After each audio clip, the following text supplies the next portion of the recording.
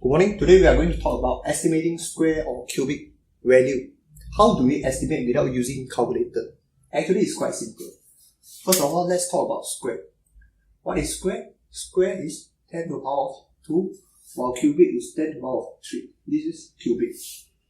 Now, they are using same method to determine or to estimate the value of a cubic or a square. Okay, now let's proceed with square.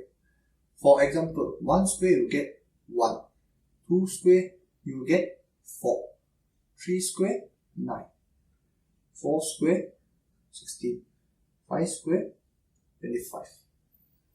Okay, let's say this is, I bring square root of 16, you get 4. Square root of 25, you get back 5. If let's say I would like to estimate square root of 20.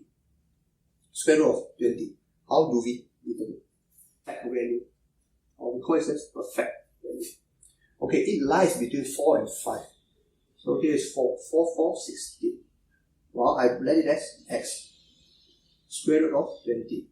What number can we get for square root of 20 for x? We don't know. 20, Okay, right now, 5. 5 square, 25. It lies between the value. Okay, this is our table.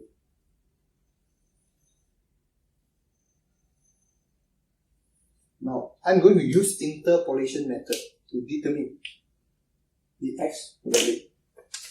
Okay, what is interpolation method?